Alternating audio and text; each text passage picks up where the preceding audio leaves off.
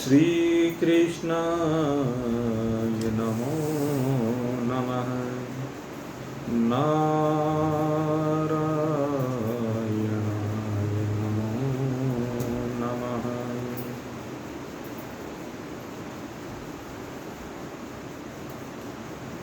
अपनी आत्मा के विधेय एवं निषिद्ध विशेषणों के माध्यम से अपने स्वरूप में स्थिति हेतु निरंतर प्रयत्नशील जिज्ञासु वृद्ध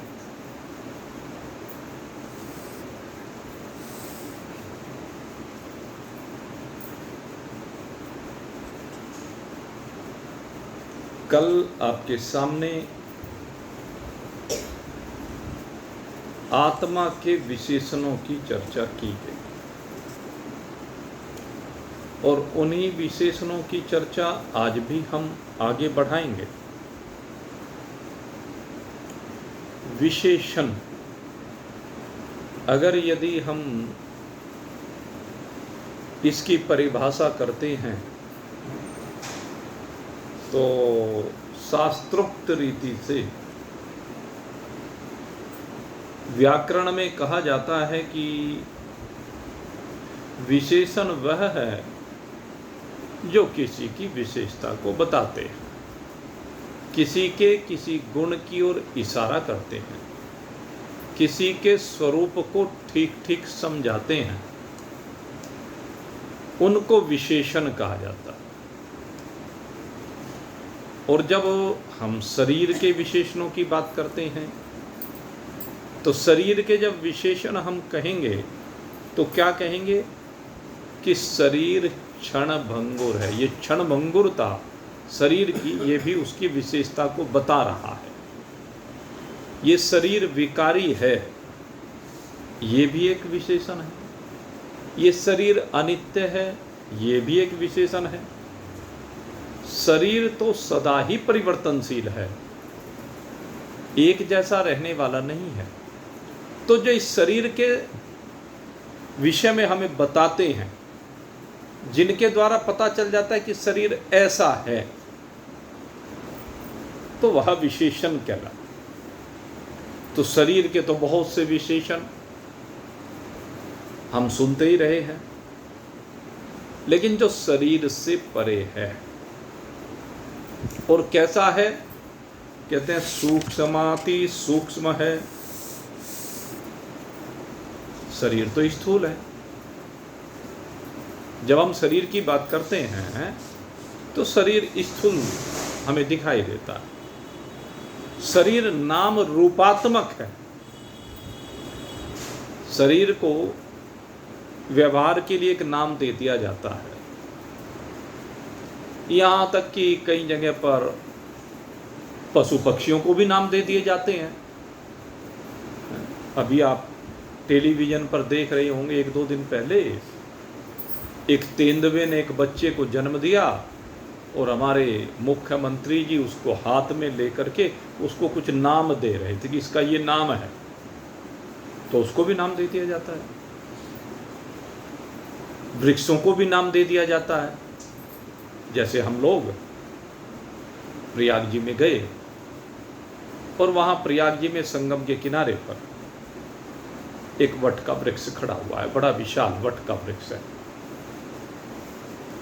और उसको नाम दे दिया गया अक्षय वट। तो इसी प्रकार से जब हम वृंदावन में गए तो वृंदावन में जाकर के हमने देखा जहाँ पर भगवान ने रास किया था, उस वट वृक्ष को नाम दे दिया गया वंशी वट, क्योंकि उस पर बैठ करके भगवान ने वंशी वादन किया था। और वो वंशी वादन भी ऐसा किया था कि उस वेणु से निकलने वाले स्वर न केवल मानवों तक पहुंचे अपितु देवों तक पहुंचे। इहलोक से लेकर परलोक तक जितने भी जीव हैं, सब तक वो स्वर पहुंचे और उन्हीं की भाषा में पहुंचे। पशु पक्षियों की अपनी भाषा होती है, हम भले ही ना समझे, लेकिन उनकी भाषा होती है। और उनकी भाषा कैसी होती है? मान लीजिए किसी एक कुत्ते के ऊपर आपत्ति आ जाए, वो जब भौंकता है तो उसके भौंकने से पूरे शहर के कुत्ते भौंकने लगते। उनका स्वरों का प्रवाह ऐसा होता है। हमने देखा एक वहाँ जयपुर में एक जयगढ़ का किला है, वहाँ पर बड़ा प्रसिद्ध किला है।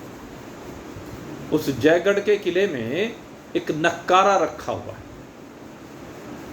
और उस नक्कारे पर वो इस प्रकार से, वो क्या होते थे जैसे जिससे उसको बजाते हैं, क्या कहते हैं वो, अरे नहीं, वो डंडियां जो होती है ना, उसके आगे कोई लगा होता है, वो गोला सा, तो वो ऐसा होता है कि उससे जो स्वर निकलते हैं वो दूर दूर तक समझ में आते हैं।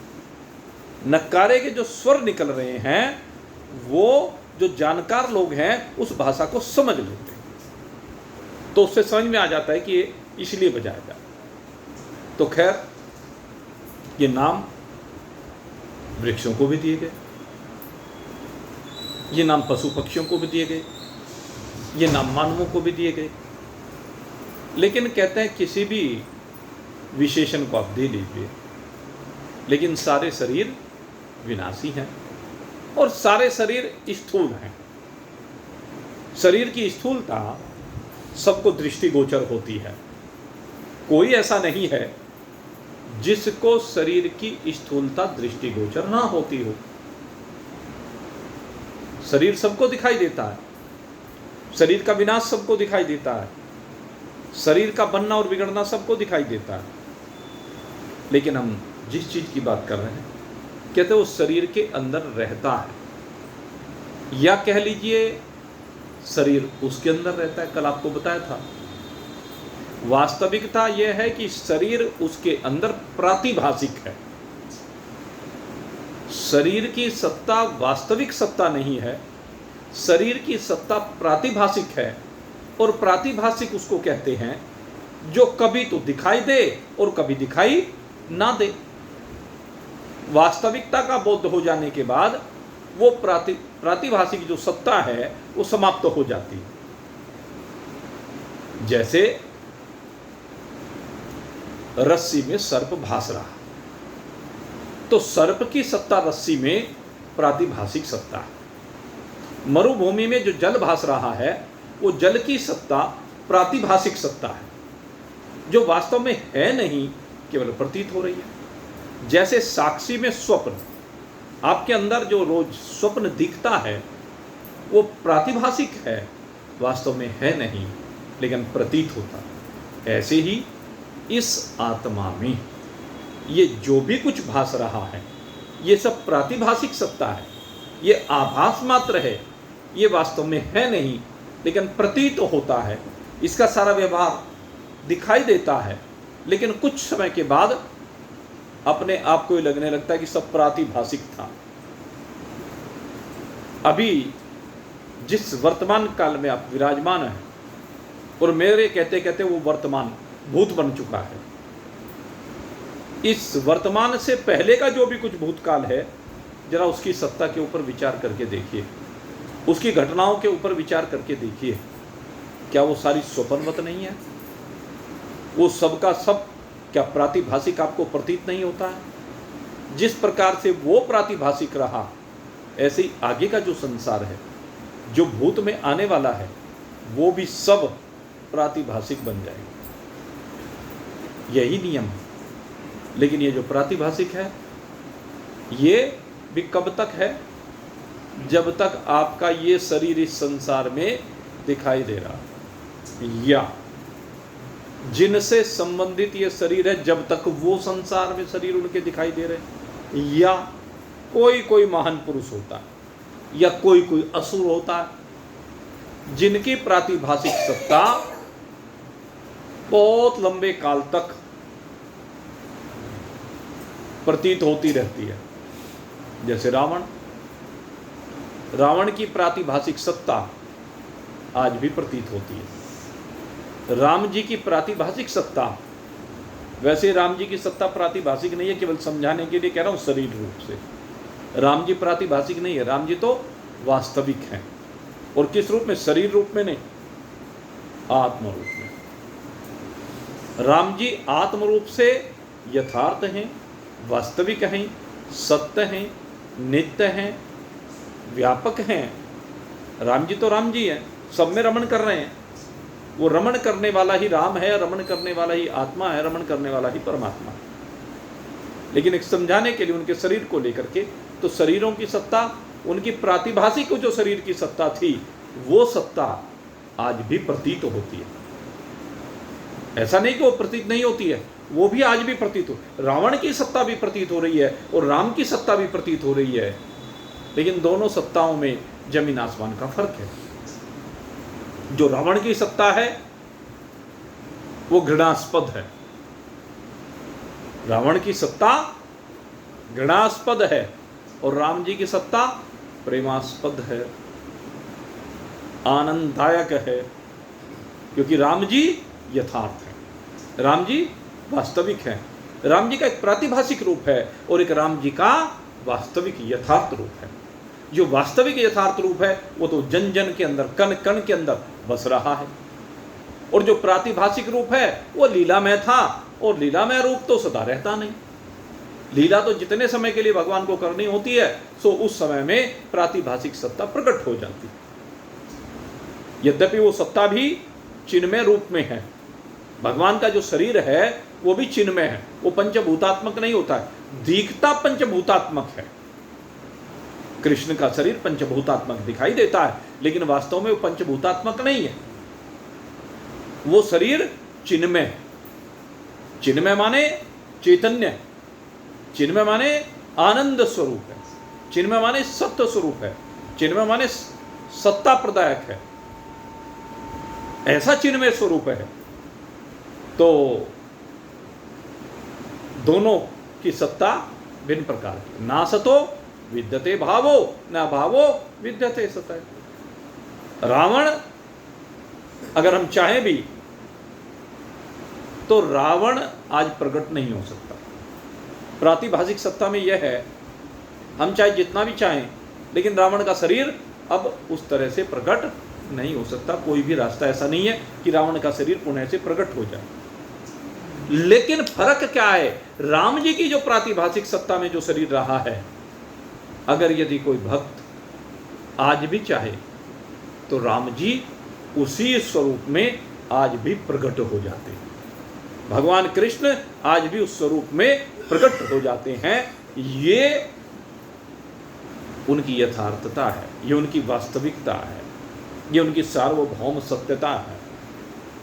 ये अंतर है दोनों की सत्ता में। इसलिए इस सत्ता को प्रेमास्पद सत्ता कहें, जो भक्तों के प्रेम के अधीन होकर के अपना प्रकटन कर देते हैं। वो प्रेमास्पद स्वरूप भगवान का, और उसी इसीलिए रावण के पुतले जलाए जाते हैं। घृणास्पद सत्ता होने के कारण से रावण के पुतले जलते हैं, और प्रेमास्पद सत्ता होने के कारण से मेरे राम घर घर में विराजमान होते हैं, मेरे कृष्ण घर घर में विराजमान होते हैं, और घर घर में विराजमान होकर के हम नतमस्तक होते हैं, हम उनकी पूजा अर्चना करते हैं, बड़े सम्मान के साथ अपने शीश पर धारण करते हैं। ये दोनों सत्ताओं में अंतर है। तो खैर, विषय विशेषण, एक विशेषण दिए गए प्रातिभाषिक सत्ता के लिए और एक विशेषण दिए गए वास्तविक सत्ता के लिए। वास्तविक सत्ता के लिए जो विशेषण दिए गए, उनका कभी भी किसी भी काल में, किसी भी देश में, किसी भी परिस्थिति में अभाव नहीं। जो वास्तविक सत्ता है और जो प्रातिभाषिक सत्ता है, उनका प्रत्येक देश में, प्रत्येक काल में, प्रत्येक परिस्थिति में ही अभाव है। जिस काल में वे प्रतीत भी हो रहे हैं, जिस काल में वो प्रातिभाषिक सत्ता दिखाई भी दे रही है, उस काल में भी वास्तव में वो है ही नहीं। जैसे कहा, रस्सी में सर्प तीनों कालों में है ही नहीं, जिस समय वो प्रतीत भी हो रहे उस समय भी नहीं। मरुभूमि में जल जब कहा जा रहा है उस समय भी है नहीं। आकाश की नीलता सदा दिख रही है, सदा कहीं भी जाती है, लेकिन 3 काल में आकाश में नीलता नहीं। अगर आकाश की नीलता हो तो आप जो यहाँ पर बैठे हुए हैं ये भी तो आकाश में बैठे हो, ये जो खाली स्थान है सारा आकाश है, तो ये भी नीला दिखना चाहिए आपको, लेकिन नीला दिखाई नहीं देता क्योंकि आकाश रंगहीन है, आकाश का कोई रंग नहीं। तो जहां तक प्रातिभाषिक सत्ता की बात है, ये प्रातिभाषिक सत्ता जिस काल में प्रतीत हो रही है उस काल में भी वास्तव में है नहीं। जैसे आप में जो स्वप्न की सत्ता है, आप में स्वप्न की सत्ता कैसी है? प्रातिभाषिक सत्ता है। उस प्रातिभाषिक काल में, जिस काल में आपने खुद ब्रह्मा विष्णु महेश के शरीरों की भी संरचना कर दी, स्वप्न के काल में आपको भगवान दिखाई दे जाते हैं, कभी कभी दिख जाते हैं कि नहीं दिख जाते हैं? भगवान का कोई भी स्वरूप भी दिखाई दे जाता है, उसमें माता पिता, भाई बंधु, कुटुंब, कबीला, लोक व्यवहार, एवरीथिंग आप उसमें देख सकते हैं। नदी, नाले, पेड़, पर्वत, राक्षस, तरह तरह के जीव, हाथी, घोड़े, शेर, सब कुछ देख लेते हैं ना, सब दिखता है सामने। मकान, दुकान, फैक्ट्री, व्यापार, व्यापार के लाभ हानि, जय पराजय, मान अपमान, सभी कुछ। और उस समय पर जब आप देख रहे हैं, जरा सा विचार कीजिए, क्या वास्तव में वो है? वास्तविक सत्ता में उस समय भी वो है नहीं, लेकिन दिख भी रहा है, आपको भयभीत भी कर रहा है, आपको परेशान भी कर रहा है, आपको हर्षित भी कर रहा है, आपको आनंद भी दे रहा है, सब काम हो रहे हैं। बताओ क्या नहीं हो रहा? तो इसीलिए कहा गया ये स्वप्न की सत्ता भी प्रातिभाषिक सत्ता है। तो ये जो प्रातिभाषिक सत्ता है ये काल्पनिक सत्ता है, ये संकल्पमय सत्ता है जो है नहीं, केवल प्रतीत होती है। और दूसरी सत्ता जो सदा है, जिसका कभी अभाव नहीं होता, ना सतो विद्यते भावो हो, न अभावो विद्यते सतः, न अभावो विद्यते सतः। सत वो है जिसका कभी भी अभाव नहीं है, अर्थात सत सदा ही विराजमान है। तो वो जो सत है वो क्या है? कहते हैं वो सत ही परमात्मा है, वो सत ही आपका आत्मा है। और इस सत्य को समझाने के लिए अनेक विशेषण दिए गए, और ये विशेषण 2 प्रकार से दिए गए। यद्यपि अब जो मंत्र आ रहा है, अगर हम उस मंत्र की बात करें तो उस मंत्र में कहा गया है कि यद्यपि इस आत्म तत्व को किसी भी प्रकार से निरूपित नहीं किया जा सकता। क्यों नहीं निरूपित किया जा सकता? इसके पीछे एक रीजन और बता रहा हूं मैं आपको। मान लीजिए किसी भी चीज का निरूपण करना, तो कोई व्यक्ति अगर यदि निरूपण करेगा तो किसी दूसरे के सामने करेगा ना। मैं रोज यहां पर शास्त्रों का निरूपण कर रहा हूं, यही तो है। तो किसके सामने? आप लोगों के सामने। जब भी मेरे मन में कोई संकल्प आएगा, वो संकल्प आपके सामने प्रकट होगा, यही निरूपण है। अनेकानेक संकल्प इस खोपड़ी में उदित होते हैं और वो संकल्प फिर आपके सामने निरूपित हो जाते हैं, यही तो है। लेकिन जब एक आत्मा ही, आत्मैव केवलम सर्व, भगवान अवधूत दत्तात्रेय जी कहते हैं आत्मैव केवलम सर्व। जब केवल एक ही आत्मा हो, एक ही परमात्मा हो, उस परमात्मा के अलावा कोई दूसरा हो ही नहीं, तो उस परमात्मा में निरूपण की पद्धति कैसे हो सकती है? क्योंकि वो किसके सामने निरूपित करे जब दूसरा कोई है ही नहीं। अहम एको निरंजन है। जब मैं एक ही निरंजन अर्थात रोग से भी रहित, विकार से भी रहित, द्वैत से भी रहित अकेला हूं, जब एक ही परमात्मा अकेला है तो वो किसी भी बात को किसी के सामने क्या समझाए, जब दूसरा कोई सुनने वाला है ही नहीं तो किसे कहे। तो इसलिए ये जो निरूपण किया जा रहा है विभिन्न विशेषणों के द्वारा, भाई ये भी वास्तव में हो नहीं सकता, ये इस मंत्र में बताया जा रहा है। क्या कहा? अव्यक्तोयम। क्या है? अव्यक्तोयम। अयम यानी आत्मा, अव्यक्तो जिसे किसी भी प्रकार से व्यक्त ना किया जा सकता। आत्मा कैसा है कि आत्मा किसी भी प्रकार से व्यक्त नहीं किया जाता। अव्यक्त करने के माध्यम क्या है? अगर यदि हम चिंतन करके देखें तो व्यक्त करने के हमारे माध्यम क्या क्या है। तो व्यक्त करने के जो माध्यम हैं, हम वाणी से व्यक्त कर सकते हैं, मन के संकल्प को, बुद्धि के निश्चय को, चित्त के चिंतन को, अहंकार के मैपणे को इस वाणी से निरूपित किया जा सकता है। कई बार आंखों से निरूपित कर दिया जाता है इशारों में, कई बार हाथ से इशारा करके समझा दिया जाता है। तो भाव कहने का क्या है कि निरूपण करने के लिए हमें ज्ञानेंद्रिय, कर्मेंद्रिय और अंतःकरण, ये शरीर, ये माध्यम मिले। कई बार क्या है, गर्दन हिला के ऐसे भी निरूपण हो जाता है, कई बार मुस्कुरा करके या मुंह बना करके किसी भी तरह का, वो भी निरूपण हो जाता है। लेकिन आप देखेंगे निरूपण करने के लिए, किसी भी चीज को व्यक्त करने के लिए, ये शरीर, स्थूल शरीर या फिर साथ में कह लीजिए सूक्ष्म शरीर, कारण शरीर, यही माध्यम है। लेकिन कहते हैं कि आत्मा को इनके द्वारा निरूपित नहीं किया जा सकता। आप कहते हैं भाई क्यों नहीं निरूपित कर सकते? आत्मा को क्यों निरूपित नहीं किया जा सकता? कहते आते आते लय हो जाते। कहते हैं इस आत्मा तक आते आते ये ज्ञानेंद्रिय, ये कर्मेंद्रिय, ये प्राण, ये स्थूल शरीर, ये अंतःकरण और ये कारण शरीर सब लय को प्राप्त हो जाते। वो इस तक पहुंचने से पहले ही लय हो जाते हैं। जब आप अपने आत्मा को निरूपित करने के लिए चलते हैं, अपनी आत्मा को जानने के लिए चलते हैं, तो आप देखेंगे ये एक एक करके सारे लय होने प्रारंभ हो जाते हैं।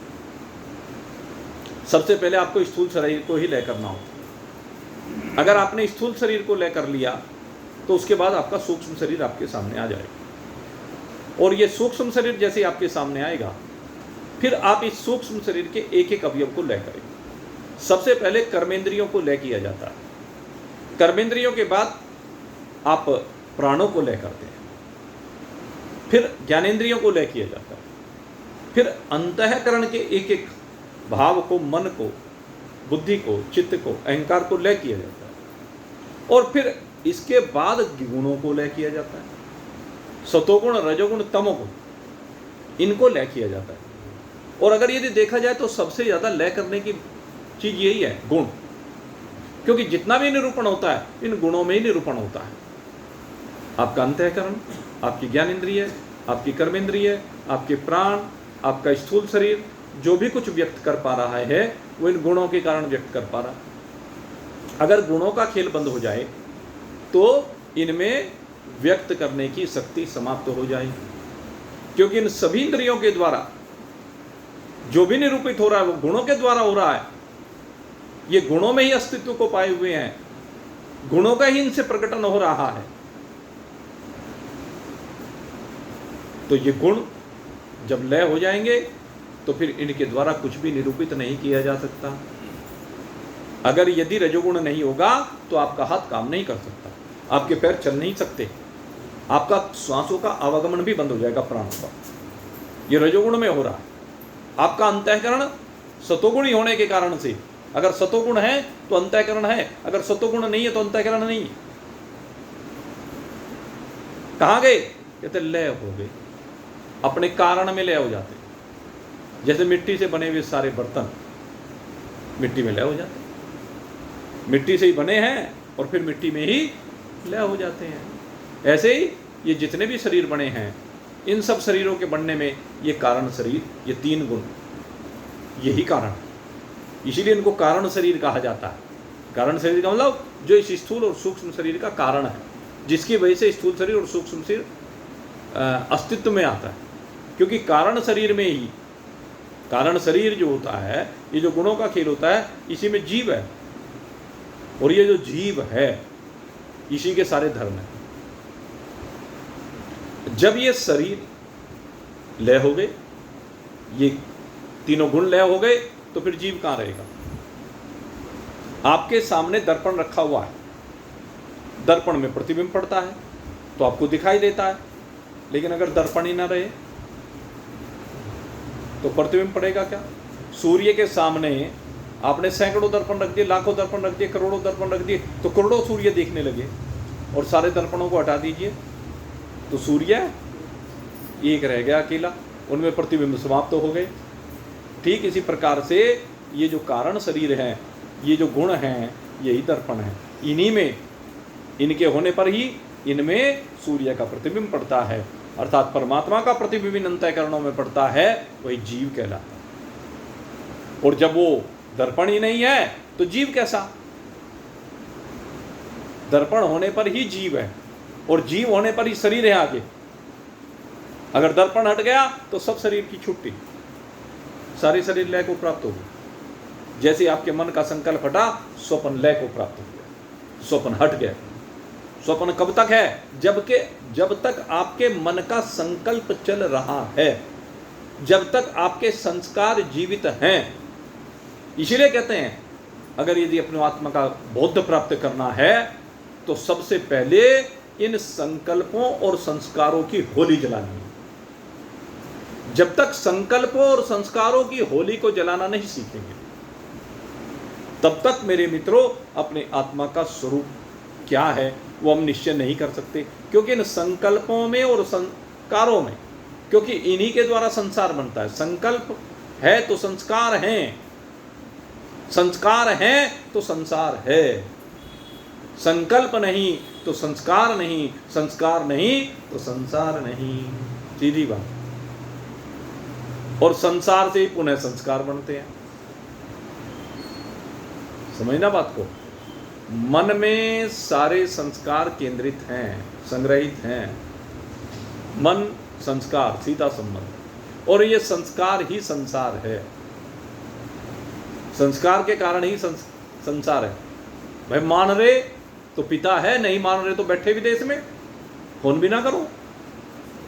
कौन माँ, कौन बाप, कौन बेटा है? मानने से ही तो है। और जिस दिन ये मान्यता समाप्त हो जाएगी, जिस दिन खेल समझ में आ जाएगा, न मैं किसी का बाप हूं, न मैं किसी का बेटा हूं, न किसी का भाई हूं, न बहन हूं, न पति हूं, न पत्नी हूं, क्या हूं? अहम आत्मा निराकारो स्वभावतः। मैं आत्मा हूं, मैं स्वभाव से निराकार हूं, मैं स्वभाव से निर्विकार हूं, मैं स्वभाव से सर्वगत हूं। जब आपको इस बात का बोध हो जाएगा तो उसी समय मन के संकल्प समाप्त हो जाएंगे, क्योंकि वास्तविकता का पता चल गया। पता चल गया सांप नहीं रस्सी है, पता चल गया मैं शरीर हूं ही नहीं, आत्मा हूं। तो फिर किसके साथ संबंध रह गया? और जिसके साथ रह गया वो भी आत्मा ही है। फिर संबंध पति पत्नी का नहीं है, बाल बच्चों का नहीं है। किसका संबंध है? आत्मा का संबंध है। आत्मा का आत्मा से संबंध है, और किसी से संबंध नहीं है।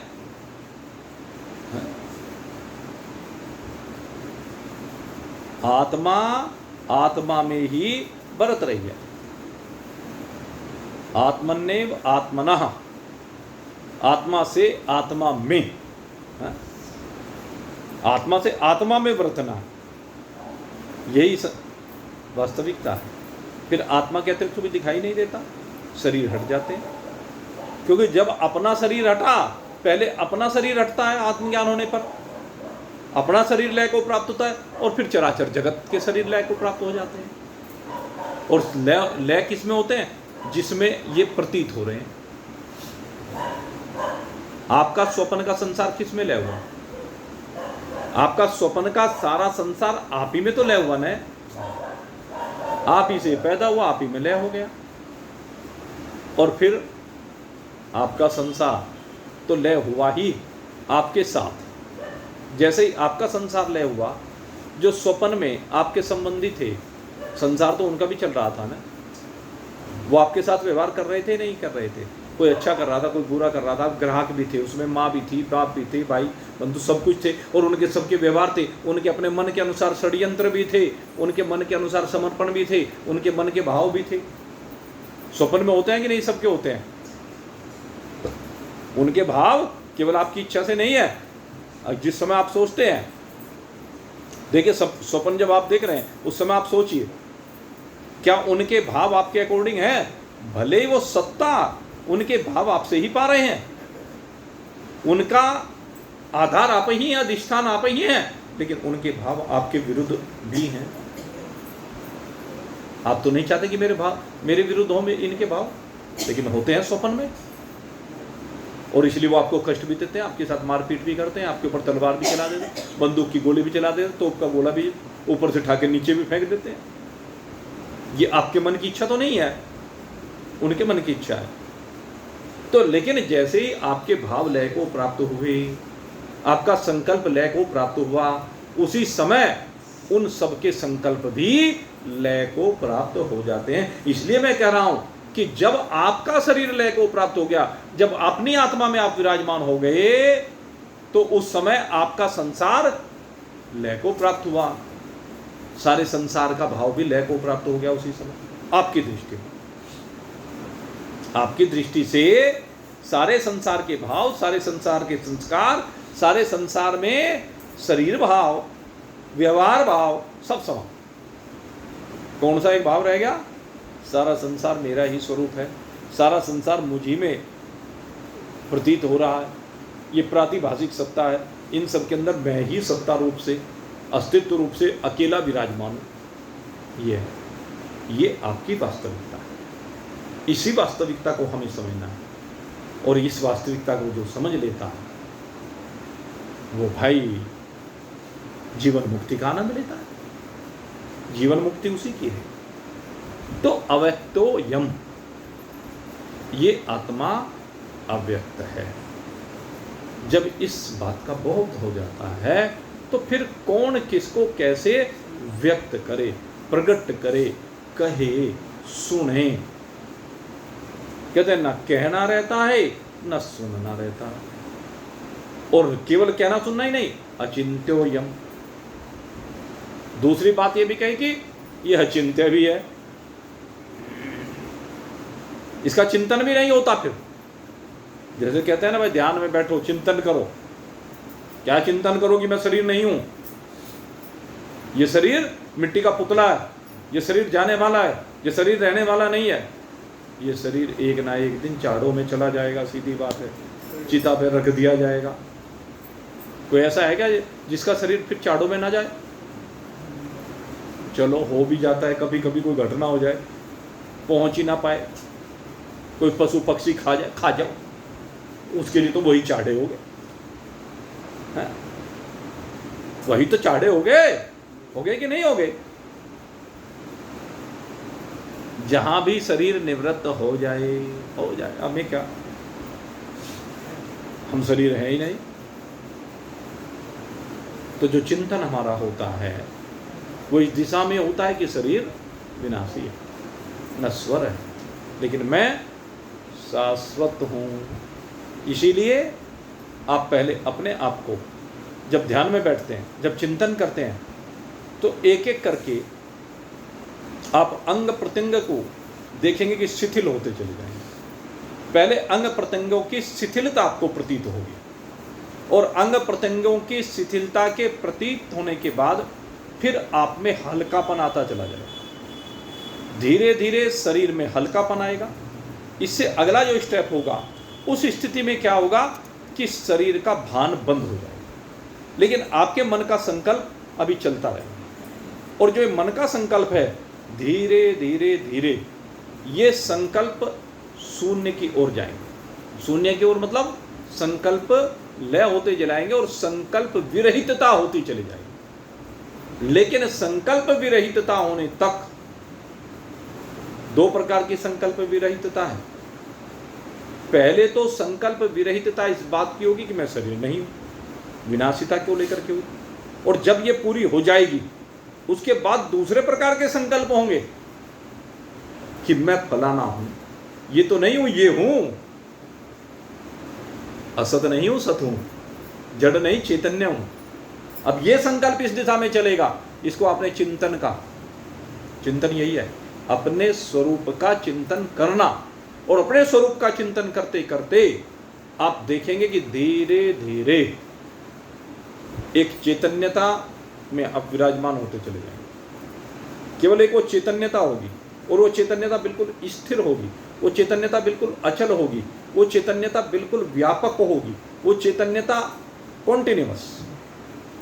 और जब वो चैतन्यता आती चली जाएगी तो एक स्थिति आएगी कि ये चिंतन कि मैं ये हूं, ये भी लय को प्राप्त हो जाएगा। और जब इस स्थिति में कि आपका संकल्प लय को प्राप्त होकर के आप केवल चिन्मय रूप में अपने आप को अनुभूत कर रहे होंगे, वही है आपकी आत्मा का स्वरूप, वही है आपकी आत्म स्थिति। लेकिन ये बातें कहने में बड़ी सरल लगती है, और है भी। किसके लिए? जिसने संकल्पों को मार लिया। कहते मैं तो उन संतों का दास जिन्होंने मन मार लिया। मन को ही तो मारना है। जब आपका मन मर जाए, मन के मरने का मतलब क्या है कि मन में किसी प्रकार का संकल्प ना रहे, ना इधर का रहे ना उधर का रहे। मन में ये संकल्प भी नहीं रहता कि मैं ऐसा हूं, मैं ऐसा हूं, क्योंकि ऐसा कहते द्वैत बन गया। फिर तो जो है सो है, जो है सो है। इसी को चिन्मय स्वरूपता कहते हैं। ये आपकी चैतन्यता, यही है वास्तविक स्वरूप आपका। तो धीरे धीरे प्रयास कीजिए भाई, और प्रयास करने पर सफलता भी जरूर मिलती है। क्योंकि ऐसा नहीं है कि प्रयास नहीं करना पड़ेगा, बगैर प्रयास के किसी की बात नहीं बन सकती। बगैर दौड़े किसी को मंजिल नहीं मिल सकती, दौड़ेंगे तभी मंजिल मिलेगी। अगर यदि अपने हाथ से एक टुकड़ा नहीं खाएंगे तो पेट की भूख नहीं मिटेगी। भोजन चाहे कितना ही सामने धरा हो, शरीर के अंदर डालना पड़ेगा, तभी आपकी क्षुधा निवृत्त होगी। तो आपको अगर यदि मंजिल पानी है, आपको अपने स्वरूप में स्थित होना है, तो साधन तो करने पड़ेंगे। और साधन यही है कि मन को मारना पड़ेगा। अजी मन ही तो है जो मर के नहीं देता। तरह तरह की पड़ी हुई आदतें, तरह तरह के बने हुए स्वभाव। गोस्वामी जी महाराज ने बहुत सुंदर कहा, काल कर्म स्वभाव गुण घेरा, काल कर्म स्वभाव गुण घेरा, फिरत जीव माया कर प्रेरा। इसमें सारी बात कह दी उन्होंने। कौन फिर रहा? जीव फिर रहा, आप नहीं। आपके अंदर जब तक जीवता है तब तक फिर रहा। और किसके द्वारा? माया कर प्रेरा। माया के द्वारा प्रेरित होकर के ये जीव फिर रहा है। कहां फिर रहा? संसार में, काल्पनिक संसार में। और इसमें हेतु कौन है? बात यह है, इसके हेतु कौन है? काल कर्म स्वभाव गुण घेरा। किसका घेरा है? ये गुणों। ये सारा का सारा बंधन गुणों का है। गुणों ने घेर रखा है। और इन गुणों के द्वारा घेरे हुए ये व्यक्ति तीन बंधनों में पड़ा हुआ है। इन तीन के बंधन से बाहर नहीं निकल पाता है। सबसे पहले कहते हैं काल का बंधन है। काल का बंधन, भूत का चिंतन, भविष्य की चिंता, वर्तमान में सहज ना होना, वर्तमान में असहजता, किसी न किसी बात को लेकर हर समय भय रहता है। कहीं शरीर में कोई रोग ना आ जाए, कहीं कोई धरा हुआ माल चुरा के ना ले जाए, हैं? कल को रोटी मिलेगी कि नहीं मिलेगी, 100 बातें हैं सबके मन में। तो ये काल का बंधन है। अरे भाई, काल के अधीन एक दिन शरीर तो निवृत्त हो गई, काल के अधीन एक दिन शरीर, जमीन जायदाद मकान दुकान फैक्ट्री सारी नाश होगी, बचने की नहीं होनी है वो तो। और उदाहरण के रूप में आप देख लीजिए, कितने बड़े बड़े सेठ साहूकार राजे महाराजे हुए, बचा गया कोई? पता नहीं कितनी मेहनत कर करके कितने बड़े बड़े किले बनवाए होंगे जिसके लिए महाभारत हुई। हस्तिनापुर, हस्तिनापुर का किला कहाँ है? दिखाई देता है कहीं? अब कहीं दिखाई देगा क्या? जहां पर न जाने क्या क्या हुआ करता था उस महल में, आज नहीं है। महाराजा दशरथ का महल अब 200-400 साल पहले बना दिया गया, अलग बात, लेकिन वो वाला है क्या? मंदिर हमने उस समय उस स्थान पर बना दिए, लेकिन वो वाले हैं क्या? चिंतन करें। काल के सब ग्रास बन जाते हैं एक समय। पहले वाले सब बन गए तो तुम कैसे रहोगे? तुम्हारे शरीर कैसे रह जाएंगे? फिर इसकी चिंता क्यों करते हो? अरे जिस दिन बनना होगा बन जाएगा। अभी 8-10 दिन तक आपने देखा आप सबके घर किस तरह से मच्छरों से भरे हुए थे। जीरा मच्छर या अल जिसको कहते हैं, गिनती कर सकता है क्या कोई? एक रात में एक एक घर में करोड़ों मच्छर, करोड़ों। अब जरा हिसाब लगा के देखना, जब एक घर में करोड़ों थे तो शामली में कितने होंगे? अरबों हो गए, कितने अरब? कोई गिनती नहीं। और पूरे अगर यदि हिंदुस्तान का हिसाब लगाएं, सोच के देखें, हर रात ऐसा ही हो रहा था। कितने अरबों खरबों पद्म नील शंख, कहां तक गिनती करें? आपके सामने विनाश को प्राप्त हो रहे हैं।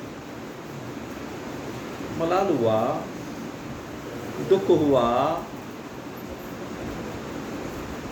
घर में लाशों के अंबार लग गए। ये लाश नहीं है क्या? लाशों के, घायलों के अंबार लग गए। कितने पैरों के नीचे दब करके मर गए।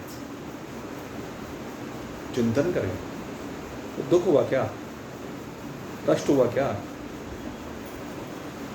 मर गए सो मर गए। स्वभाव से ही काल का ग्रास बन रहे हैं, स्वभाव से बन रहे हैं, स्वाभाविक बन रहे हैं, सहज बन रहे हैं। इसी प्रकार से सहज होना सीखो। जैसे आप उन मच्छरों के प्रति बिल्कुल सहज हो गए, आपके मन में उनके प्रति कोई संवेदना नहीं आई, ऐसे ही संसार में, इस शरीर में चिंतन इस बात का करना है। इस शरीर में भी भाई जिस दिन इसकी राम नाम सत होनी है होगी, जिस घड़ी जिस पल जब भी, तो क्यों भयभीत हो रहे हो? चाहे वो चलते चलते होए, चाहे वो तड़प तड़प के बिस्तर पे पड़ के होए, एक्सीडेंट हो गए होए, जैसे भी हो, वो तो होनी है। तो घबरा क्यों रहे हो? ये घबराने का विषय नहीं है, ये भयभीत होने का विषय नहीं है। रोज जो सोचते रहते हो, इसीलिए आत्मज्ञान दिया जाता है। ईश्वर अनुग्रहातेव पुंसाम अद्वैत वासना महद भय परित्राणा विप्रणाम उपजायते। कहते जिस समय आपके अंदर अद्वैत की वासना होगी, अर्थात अद्वैत का ज्ञान होगा, अद्वैत जहां पर दूसरा नहीं, आप अकेले अद्वैत, कहते उसी समय ये अद्वैत आपकी द्वैत से रक्षा करेगा। अद्वैत ज्ञान का क्या मतलब है? वो आपकी द्वैत से रक्षा करेगा, अर्थात दूसरे से रक्षा करेगा, अर्थात जो दूसरे से भय मान रहे हो उससे रक्षा हो जाएगी। और यही है वेदांत का कार्य। महत भय परित्रणा विप्रणाम उपजायते। और ये किसको होती है? कहते हैं विप्रों को होती है। यहां पर अवधूत दत्तात्रेय जी कहते हैं विप्र, वही विप्र है। विप्र कौन है? जिसे अपने स्वरूप का बोध हो गया, जो अद्वैत में विराजमान हो गया, जिसके लिए दूसरा कोई रहा ही नहीं, जिसके लिए केवल एक परमात्मा मात्र शेष रह जाता है, उसे कहते हैं विप्र। ईश्वर अनुग्रहातेव पुंसाम अद्वैत वासना महद भय परित्राणा विप्रणाम उपजायते। विप्र वो होता है जिसके सारे कलमश धुल जाते हैं, जिसके सारे भय समाप्त हो जाते हैं, जिसका सारा ज्ञान नष्ट हो जाता है, जो सारे शरीरों की होली जला देता है, जो सदा दिवाली मनाता है, आनंद की दिवाली, अनंतता की, असीमता की, अपारता की, अखंडता की, दिव्यता की, नित्यता की, सत्यता की, वो है विप्र। तो आप सब विप्र बनने के बारे में चिंतन कीजिए। विप्र माने आपका आत्मा, और हैं आप बनने की भी क्या बात है, बने बनाए हैं, वह भूले हुए हैं। इस भूल को हटाना है। ये गीता जी आपकी भूल को हटा रही है। ये बता रही आप अव्यक्त हैं, आप अचिंत्य हैं, किसी भी प्रकार से आपका चिंतन नहीं किया जा सकता, कोई मन आपका संकल्प नहीं कर सकता, कोई चित्त आपका चिंतन नहीं कर सकता। हकीकत ही है। यद्यपि चिंतन करने के बारे में कहा गया, लेकिन जहां जाकर के ये चिंतन भी लय हो जाता। मनन किसी का मन नहीं करता, जिससे मन का ध्यान। क्योंकि आप कौन हैं? वो हैं जिसका मन ध्यान नहीं करता है, अपितु जिससे मन का ध्यान, जिसकी वजह से मन ध्यान करता है। किसका? पता नहीं, कहते किस किस का। ये तो कोई कह ही नहीं सकता मन किस किस का ध्यान करता है भाई। सारा दिन डूबा ही रहता है, और रात को भी आपको बता दे थोड़ी बहुत देर कोई शांत होता है। ये जब सो जाते हो तो स्वप्न में चला जाता है, सुसुप्ति में तो बहुत नाम मात्र हो जाता। भले ही आप कहें कि मैं 8 घंटे सोया रहा, लेकिन 8 घंटे कहने को ही सोते हो भाई। कोई कोई है जो घंटा सो जाता होगा, 2 घंटा सो जाता होगा, जिसको वास्तव में नींद कहा जाता है। वो तो बस इतनी आती है, बाकी तो सपने में पड़े रहते हैं। वो तो क्या है कि लेटना इसलिए है कि शरीर को विश्राम चाहिए, और शरीर को विश्राम लेटने से मिलेगा। उस समय ये जरूरी नहीं कि आपको नींद आ रही है कि नहीं आ रही है, इस बात का महत्व नहीं। नींद आने से मन सोएगा। शरीर को तो आराम लेटने से मिल जाता है, लेकिन मन को आराम नींद आने से मिलता है। कई बार आप क्या कहते हैं, भाई तो नींद नहीं आई, शरीर पड़ा रहा सारी रात, तो तन तो ठीक रहता है, लेकिन वो मन के खराब के कारण से तन भी खराब प्रतीत होने लगता है, तन में भी गड़बड़ प्रतीत होने लगती है। इसलिए इस मन को, मन के संकल्प को जीरो करना सीखें, और मन का संकल्प जीरो होकर के मन निद्रा में लय हो जाए, तो उससे शरीर को विश्राम मिलेगा, मन को विश्राम मिलेगा। लेकिन जब मन जीरो हो जाए, मन स्वाहा हो जाए,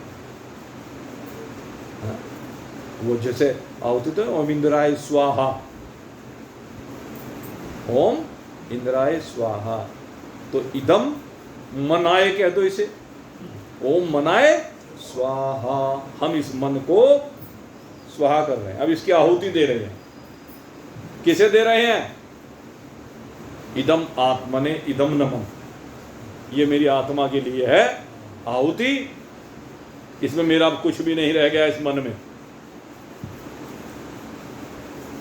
ये है बात।